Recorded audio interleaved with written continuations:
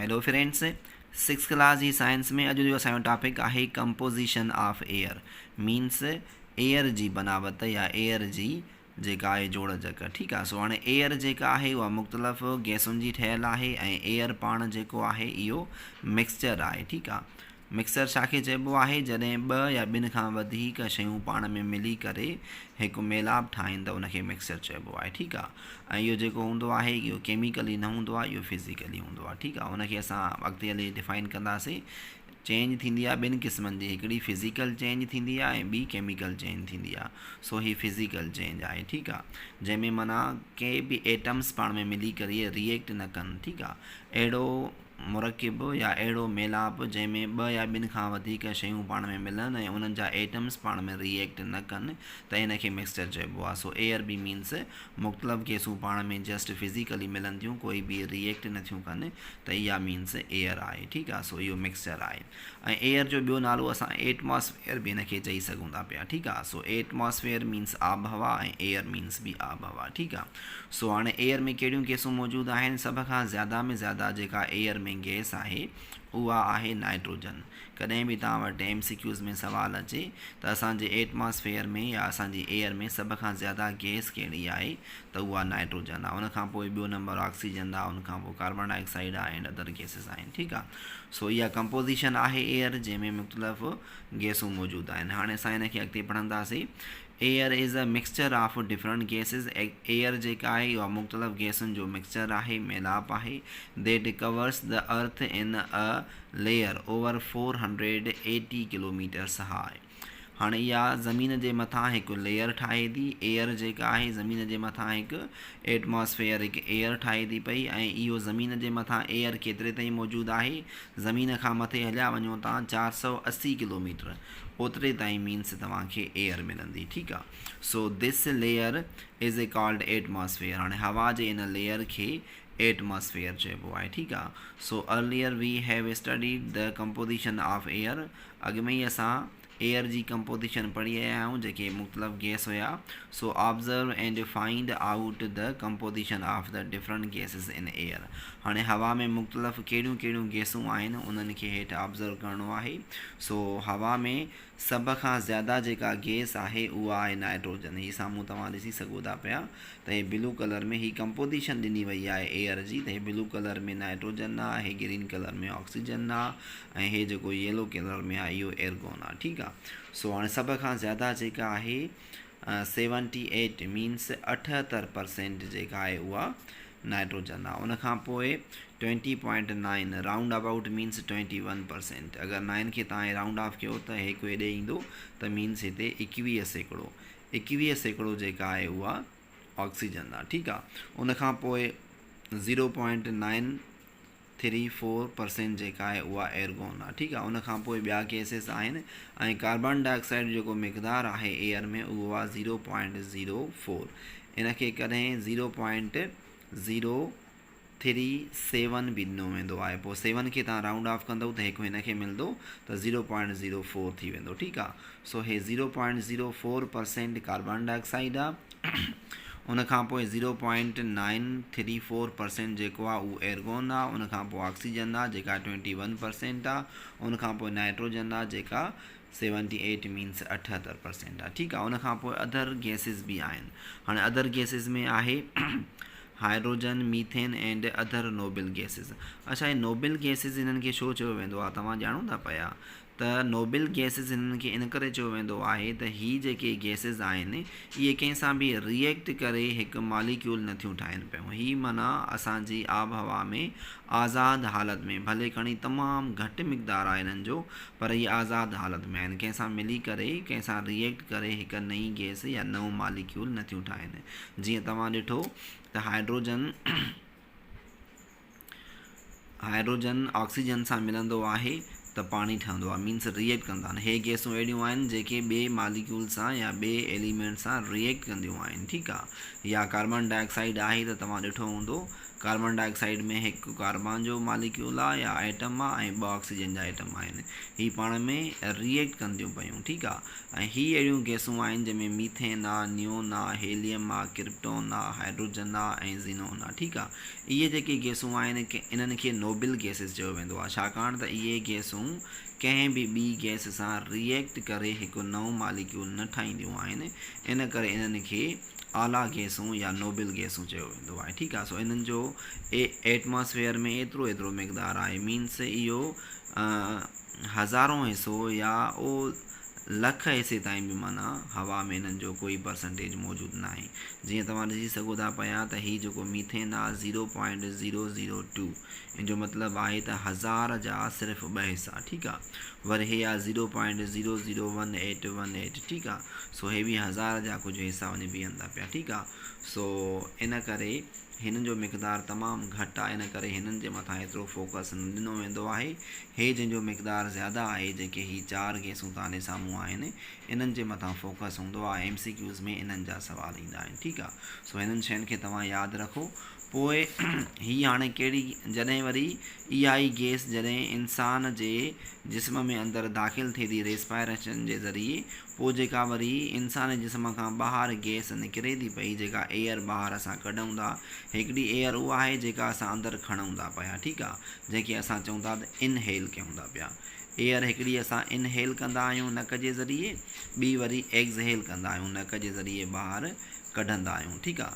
सो inhale करण वारी air में छा हूंदो आहे त जेको कार्बन डाइऑक्साइड आहे उहो तमामु घटि हूंदो आहे। सो इनहेल करण वारी एयर में कार्बन डाइऑक्साइड हूंदो आहे 0.04%, ऐं जॾहिं असां वरी एक्सहेल कंदा आहियूं, मीन्स हवा ॿाहिरि कढंदा आहियूं, पोइ कार्बन डाइऑक्साइड जो मक़दारु वधी वेंदो आहे, छाकाणि त असांजे जिस्म में ऑक्सीजन जेका आहे उहा यूज़ थींदी आहे।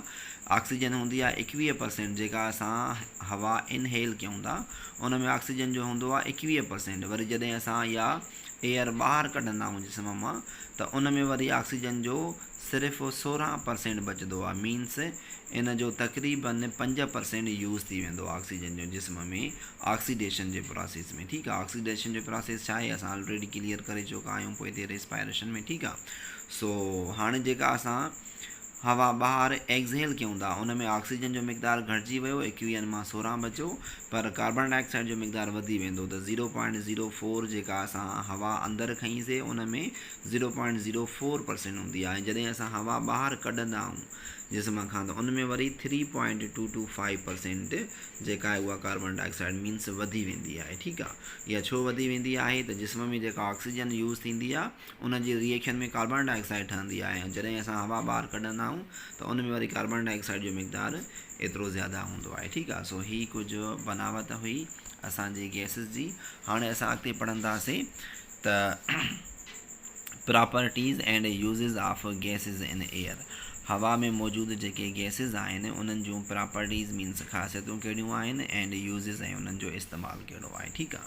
सो हीअ रिपीट थिए पई ॻाल्हि त air is a mixture of gases. हवा जेका आहे उहा मुख़्तलिफ़ गैसुनि जो मुरकिब आहे, but the composition of the gases in air remains approximately constant. पर हवा में मौजूदु जेके गैसूं आहिनि उन्हनि जी जेका कंपोजिशन आहे, जेको मक़दारु आहे, उहो कॉन्स्टेंट रहे थो पियो। कॉन्स्टेंट जो मतिलबु आहे त उहे घटि वधि नथियूं थियनि पियूं।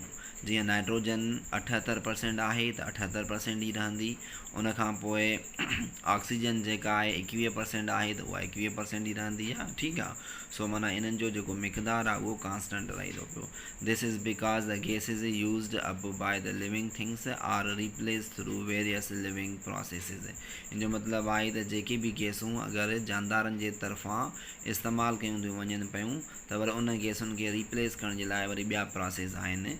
जीअं मिसाल तौरु अगरि जानवर ऑक्सीजन खे यूज़ कनि था पिया, त हाणे ऑक्सीजन ख़तमु छो नथी थिए पई, छाकाणि त वरी ॿिया जानदार आहिनि ॿूटा जेके ऑक्सीजन खे पैदा कंदा रहनि था पिया।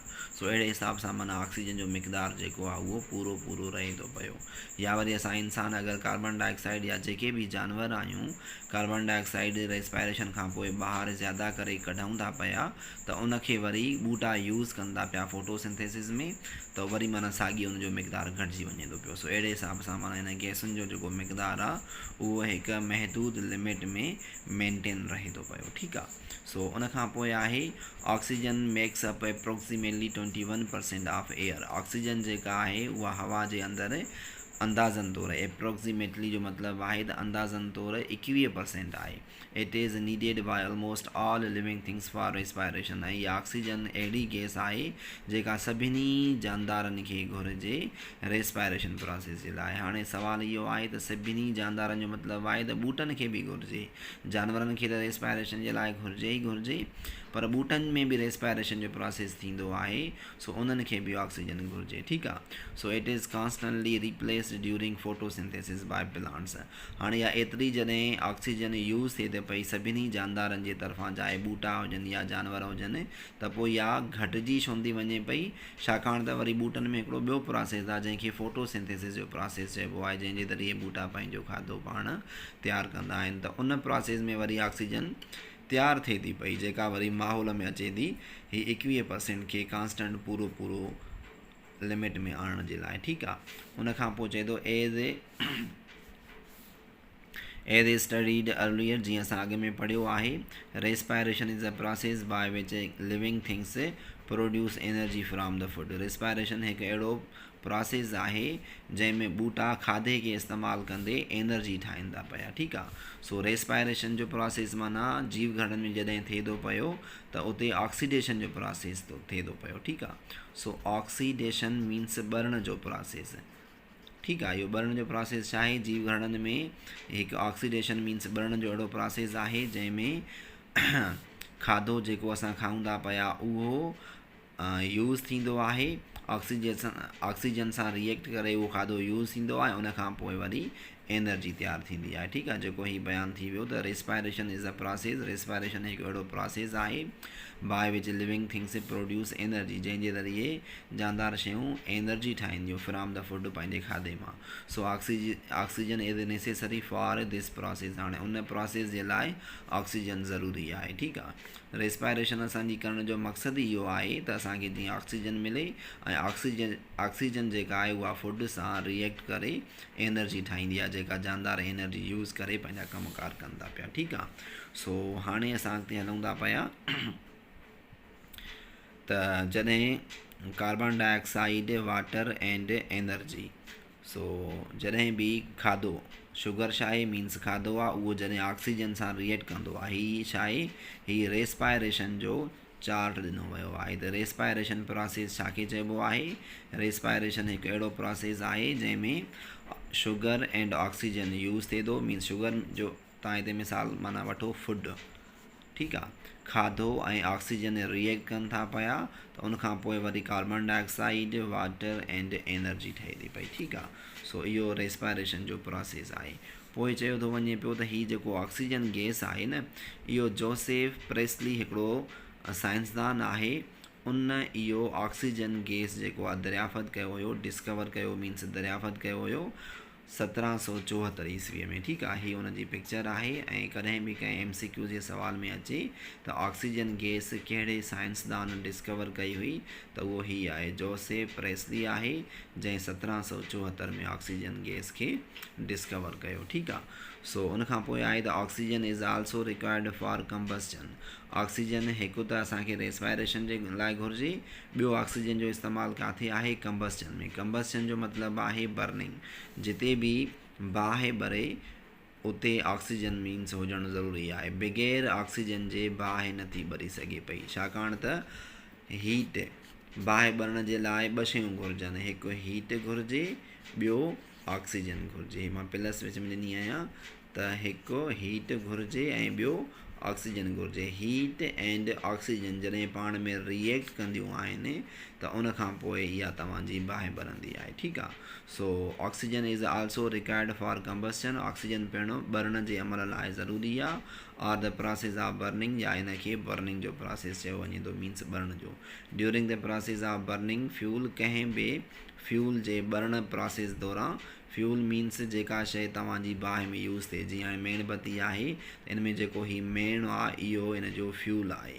या अगरि तव्हां कंहिं गाॾीअ जी इंजन खणो उन में जेको बरण जो अमल थिए थो उते पेट्रोल या डीज़ल जेको इस्तेमालु थी थो उनखे फ्यूल चइबो आहे। ठीकु आहे। So during the process of burning fuel, कंहिं बि फ्यूल जे बर्न प्रोसेस जे दौरान oxygen and heat are required, उन में हिकु हीट घुरिजे, ॿियो ऑक्सीजन घुरिजे। ठीकु आहे। In the process of the burning of the candle, हिन कैंडल मेणबत्तीअ जे बर्न प्रोसेस जे दौरान छा थींदो आहे, वैक्स इज़ द फ्यूल, हे जेको वैक्स हिन जो जेको मेण आहे इहो हिकु फ्यूल तौरु यूज़ थिए थो पियो। दैट रिएक्ट्स विथ ऑक्सीजन, जेको ऑक्सीजन सां रिएक्ट करे थो पियो in the air to produce carbon dioxide. ऐं उनखां पोइ वरी हाणे हे जॾहिं हीट एंड ऑक्सीजन पाण में रिएक्ट कनि थियूं जेका बाहि भरे थी त उनखां पोइ वरी ठहे छा थो, उनखां पोइ ही तव्हांखे ॿुधायो वियो आहे जॾहिं वैक्स या कोई बि फ्यूल जॾहिं ऑक्सीजन सां रिएक्ट करे थो पियो त उनखां पोइ कार्बन डाइऑक्साइड ठहंदो आहे, वाटर ठहंदो आहे एंड एनर्जी ठहंदी आहे। ठीकु आहे। हीअ जेका बाहि आहे या जेका हीट ठहे थी पई सो उहा एनर्जी आहे ऐं इन में वाटर ठहे थो पियो छाकाणि त इहो इन मां एवापोरेशन थिए थी पई। ठीकु आहे। सो अहिड़े हिसाब सां ठीकु आहे। So with oxygen in the air to produce carbon dioxide water and energy, इन मां माना ठहे छा थो, carbon dioxide water and energy ठहे थी। ठीकु आहे। सो ही असांजो अॼु जो टॉपिक कंप्लीट थियो।